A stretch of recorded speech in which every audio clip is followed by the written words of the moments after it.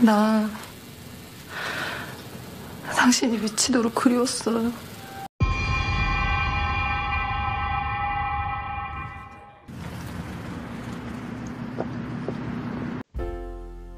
Halo semeton semuanya, gimana kabar kalian di musim hujan gini? Udah pada kebanjiran? Hahaha, moga gak parah ya. Kembali lagi dengan channel gue, Infinity Story.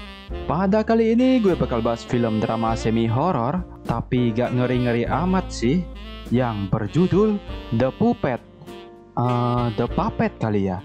Ya, The Puppet.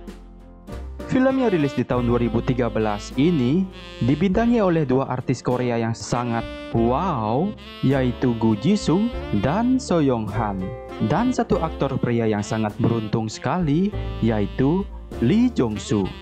Film ini bercerita tentang seorang pria ahli terapi hipnotis yang menyalahgunakan kemampuannya untuk kepentingannya pribadi atau Oke, tanpa basa-basi kalian duduklah dengan santuy, lepaskan celana kalian, sediakan susu gantung jika punya, dan kita mulai.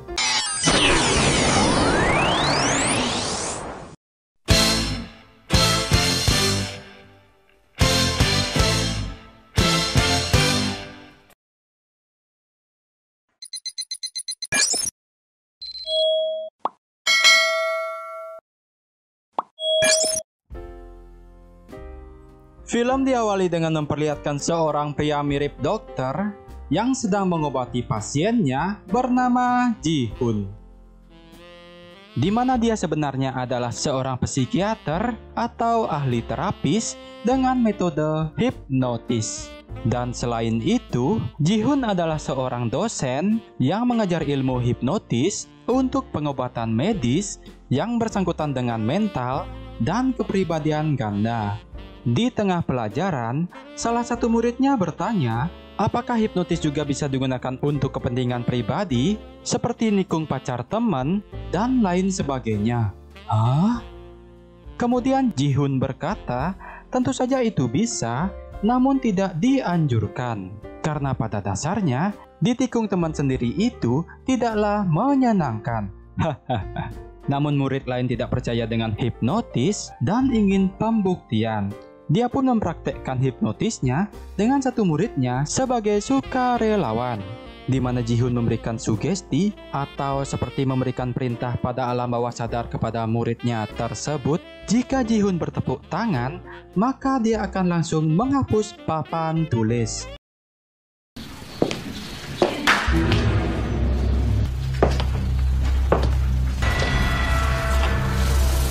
Namun jika sugesti itu tidak dijalankan, maka orang itu akan gelisah dan mengamuk. Dan inilah The Puppet. Keesokan harinya, terlihat Ji-hun berbicara dengan temannya seorang dokter bernama Jun-ki. Di mana waktu itu Ji-hun konsultasi, jika belakangan ini dia merasa tidak nafsu makan. Namun Jun-ki berkata jika dia tidak apa-apa, dan mungkin ini faktor kesepian karena jomblo ngenes yang kelamaan. Kemudian Jun-ki bercerita tentang pacar barunya yang cantik dan meminta tolong pada Ji-hun untuk memeriksa penyakit pacarnya itu yang saat ini terkena insomnia. Dan wanita cantik inilah pacar baru dari Jun-ki yang bernama Hyun-jin, di mana dia adalah seorang seniman pembuat boneka tali yang handal, namun hidupnya selalu tidak tenang karena dia selalu dihantui oleh sesosok kuntilanak yang selalu muncul kemanapun Hyun-jin pergi. Keesokan harinya, di hari pertama pengobatan Hyun-jin, di sini dia bercerita tentang kejadian yang dia alami, tentang susah tidur, hilang ingatan, dan dihantui kuntilanak. Dari sana, Ji-hun sudah mengetahui jika Hyun-jin mengalami kepribadian ganda. Dan di hari kedua pengobatan, Ji-hun melakukan terapi hipnotis kepada Hyun-jin, di mana tujuannya untuk mengeluarkan kepribadian Hyun-jin yang lainnya. Namun kagetnya, tiba-tiba mata Hyun-jin menjadi putih, yang dimana dia dirasuki oleh kuntilanak yang mengikutinya. Kita sebut saja Mbak Kunti. Di sini Mbak Kunti seperti tahu hasrat dari Ji-hoon, yang dimana sebenarnya dia sangat tertarik terhadap tubuh Hyunjin ini. Dengan sedikit gerakan goyang TikTok, Mbak Kunti ini mencoba menggoda Ji-hoon.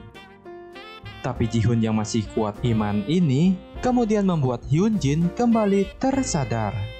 저 아무런 기억이 나지 않는데. Namun karena kejadian tadi, Ji-hoon berkata jika terapi ini harus dilakukan sesering kali agar bisa disembuhkan.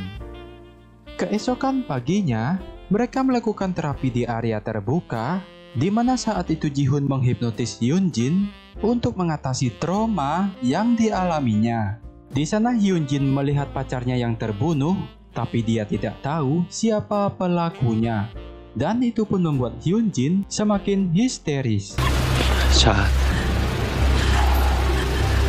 Melihat itu, kemudian Ji-hoon menyuruh untuk mengingat hal yang bahagia, dan hal bahagia yang diingat oleh Hyunjin adalah saat dia sedang bercocok tanam dengan mantannya dulu.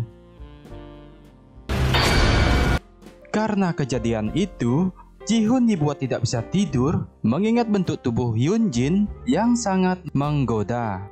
Singkat cerita, setelah beberapa kali pengobatan, terlihat Hyunjin sudah mulai membaik dan wajahnya sudah terlihat ceria. Tapi setiap saat dihipnotis, yang keluar selalu Mbak Kunti dengan gaya menggodanya.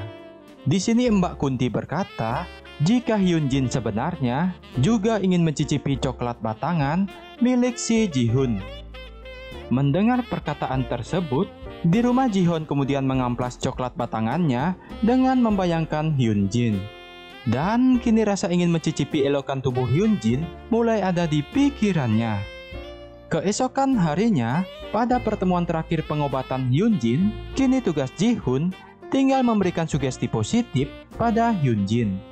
Namun karena udah terlalu banyak bisikan setan di kepalanya, saat dihipnotis, dia pun mengecek dulu semua kualitas perkakas dari Hyunjin, seperti kekenyalan dari kedua jelinya dan kehangatan dari donat empuknya tersebut. Kemudian Ji-hoon memberikan sugesti pada Hyunjin, yaitu hari Minggu jam 3 sore dia akan menginginkan suntikan nutrisi dari Ji-hoon. Dan setelah mendapatkannya, barulah dia bahagia. Hah? Parah bener nih Ji-hoon.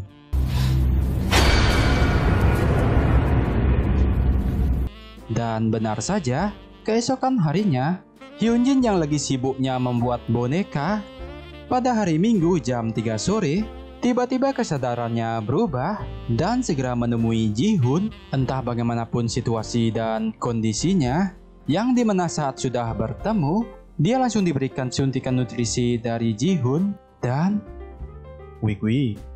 Namun setelah selesai suntik menyuntik, Hyunjin tidak akan mengingat tentang kejadian tersebut. 어떻게 된 거예요? 나 기억이 나지 않아요. Dan itu pun Hyunjin lakukan rutin lagi dan lagi setiap hari Minggu jam 3 sore untuk mencari suntikan nutrisi dari Ji-hoon yang pastinya wih. 나 당신이 미치도록 그리웠어요. Dan sampai banyak minggu yang sudah terlewati, di saat Ji-hoon pulang mengajar, dia bertemu lagi dengan muridnya yang dimana dulu pernah dia hipnotis di awal film tadi, bernama Yuri. Di mana saat itu Yuri minta ditraktir kopi pada Jin-ho karena dulu dia sudah rela dihipnotis. Dan di saat perjalanan, tiba-tiba Yuri menyatakan perasaannya jika dia menyukai Ji-hoon saat pandangan pertama. Yang kemudian mereka pun jadian dan sering melakukan bercocok tanam. Wow, kok simple gitu ya? Yang dimana pertemuannya dengan Yuri membuat Ji-hoon sudah bosan dengan tubuh Hyunjin dan selalu mencampakkannya. Padahal sugesti yang diberikan mewajibkan dia untuk mendapatkan suntikan nutrisi dari Ji-hoon. Dan jika tidak dapat, dia akan gelisah dan tidak bahagia. Dan sedangkan Junki yang penasaran dengan keanehan Hyunjin mencoba mengikutinya, yang pada akhirnya dia tahu semua itu adalah ulah dari Ji-hoon.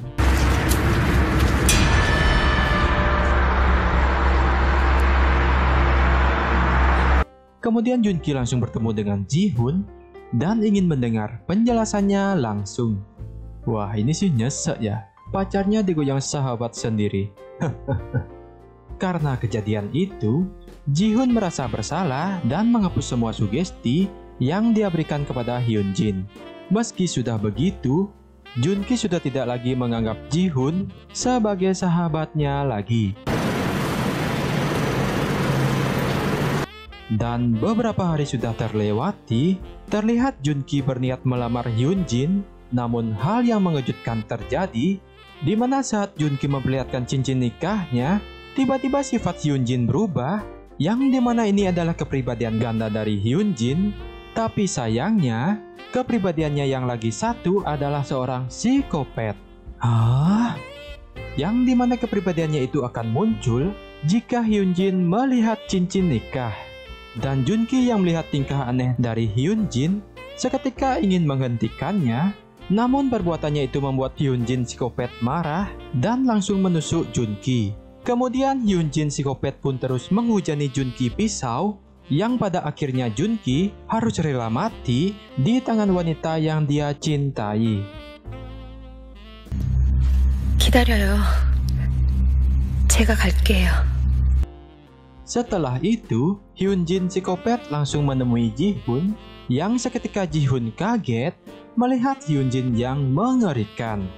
Kemudian dia mengajak Ji-hoon ke tempat kerjanya, yang dimana saat itu Ji-hoon melihat tubuh temannya Junki sudah tidak bernyawa lagi. Itu pun membuat Ji-hoon menjadi kaget dan bersedih. Namun beda dengan Hyunjin psikopat, yang dimana dia sangat bahagia sekali karena ada di dekatnya Ji-hoon. Dan maksud dari Mbak Kunti yang mengatakan jika Hyunjin menyukai Ji-hoon waktu itu bukanlah kepribadian Hyunjin yang asli, melainkan Hyunjin yang psikopat ini. Di sana Hyunjin psikopat berkata jika dia sudah mencintai Ji-hoon sejak pertama bertemu.